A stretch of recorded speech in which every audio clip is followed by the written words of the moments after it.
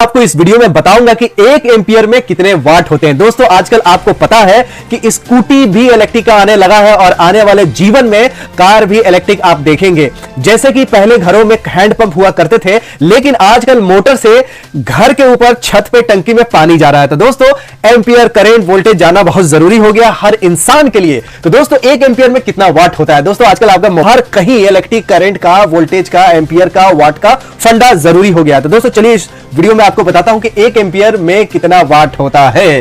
दोस्तों सबसे पहले हम आपको बताते हैं कि 1 एम्पियर होता क्या है, क्योंकि 1 एम्पियर अगर आप जान जाएंगे तभी आप बता पाएंगे कि 1 एम्पियर में कितना वाट होता है।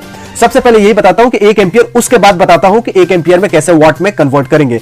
1 एम्पियर जो डिफाइन होता है एकदम सीधा, आपको ये वीडियो देखने के बाद कोई और वीडियो देखने की जरूरत नहीं पड़ेगी। तो 1 एम्पियर इक्वल टू हो जाएगा 1 कूलम पर second.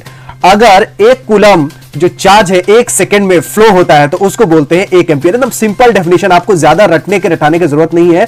1 ampere equal to 1 coulomb per second. इसको अगर टेक्स्ट में लिखेंगे तो 1 कूलम पर सेकंड। सिंपल एकदम, बिल्कुल ज्यादा आपको कठिन नहीं। 1 कूलम पर सेकंड को 1 एम्पियर बोलते हैं। अब आपको कन्वर्ट करके बताता हूं कि 1 एम्पियर में कितना वाट होता है। सबसे पहले आपको यह जानना जरूरी है कि आपके घर पे जो वोल्टेज आता है, करंट आता है, वो आता है एसी। लेकिन आप डीसी में भी अगर 1 एम्पियर बराबर कितना वाट जानना चाहते हैं, उसका भी मैं कैलकुलेट करके आपको बताता हूं। साथ साथ एसी भी चलेगा और डीसी भी चलेगा। एसी मतलब होता है अल्टरनेटिंग करंट, डीसी मतलब होता है डायरेक्ट करंट। डायरेक्ट करंट जो कि आपके इन्वर्टर बैटरी में स्टोर होता है, या पुराने जमाने में या रिमोट में जो बैटरी यूज होते थे वो डीसी होता है। आपके मोबाइल में भी जो बैटरी है वो भी डीसी का है। तो एसी में जो पावर निकालते हैं उसका फॉर्मूला होता है VI cos phi, और डीसी में जो पावर होता है उसका होता है सिंपली VI, क्योंकि यहां cos phi 1 होता है। और हम मानते हैं कि हमारे घर का जो मोटर है वो पावर फैक्टर 0.8 है। हम मानते हैं पावर फैक्टर जो अपना घर में है उसका पावर फैक्टर है cos phi। अब यहां cos phi क्या है? cos phi जो है वो पावर फैक्टर है। पावर फैक्टर हर डिवाइस का अलग होता है पावर फैक्टर। हम इसको मानते हैं कि हमारे घर पे जो पावर फैक्टर है मोटर का या किसी भी इक्विपमेंट का 0.8 है। तो पावर जो निकालेंगे एसी के केस में वो हो जाएगा, आपके घर में जो सप्लाई आती है 230 वोल्ट आती है, और 1 एम्पियर में आपको कैलकुलेट करना है और पावर फैक्टर है 0.8। तो आपका ये जो निकल के आएगा पावर वो आएगा 184 वाट। जब आप कैलकुलेट करेंगे 230 में कैलकुलेटर मोबाइल का निकालिएगा और उसमें 0.8 से मल्टीप्लाई कीजिएगा, ठीक है, या 23 गुणा 8 कर दीजिएगा तो भी आपका निकल जाएगा। तो 184 वाट हो गया पावर।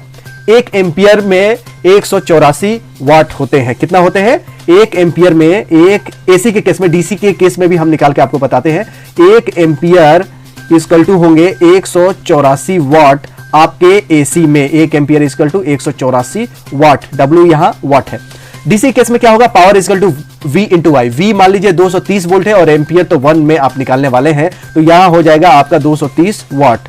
तो 1 एम्पियर इक्वल टू डीसी के केस में आपका 1 एम्पियर जो है वो हो जाएगा, 1 एम्पियर इक्वल टू हो जाएगा डीसी के केस में 230 वाट।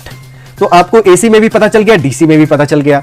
तो एसी जो है आपके घर में सप्लाई होता है, और जब आप इन्वर्टर का इस्तेमाल करते हैं तो क्या होता है कि जैसे ये इन्वर्टर है, आपके घर में जो पोल्स है, ये पोल्स है, पोल से जो लाइट आती है वो एसी आती है। आपका जो इन्वर्टर है वो चेंज करके आपका जो बैटरी होता है उसको चार्ज करता है डीसी में, और फिर आप यही इन्वर्टर डीसी से चेंज करके आपको एसी में देता है, जो आपके घर पंखा और मोटर चला पाता है। तो दोस्तों आपको क्लियर हो गया होगा कि 1 एम्पियर में कितने वाट होते हैं एसी में भी और डीसी में। जब बात करेंगे एसी में, तो एसी में 1 एम्पियर में 184 वाट होता है, और डीसी की बात करेंगे तो 1 एम्पियर में 230 वाट होता है। यहां पे पावर फैक्टर मैंने माना है 0.8। हो सकता है कि आपके घर में डिवाइस का जो पावर फैक्टर है वो 0.9 भी हो सकता है, 0.95 भी हो सकता है, 0.7 भी हो सकता है, depending on the motor capacity, depending on the motor quality. जितने अच्छे डिवाइस, जितने महंगे डिवाइस लेंगे उसमें पावर फैक्टर 1 के आसपास होता है। हम चाहते हैं कि पावर फैक्टर 1 हो, लेकिन ऐसा हो नहीं पाता है। पावर फैक्टर क्या होता है? Cosine angle between the voltage and current. Voltage और करंट के बीच में जो एंगल होता है, मान लीजिए ये हो गया आपका वोल्टेज और ये हो गया आपका करंट, तो इसके बीच का जो एंगल फाई होता है, इसका अगर आप cos फाई निकालेंगे तो यही होता है आपका PF यानी पावर फैक्टर। तो आपको पता चल गया होगा। इसके साथ साथ आपको 1 एम्पियर क्या होता है?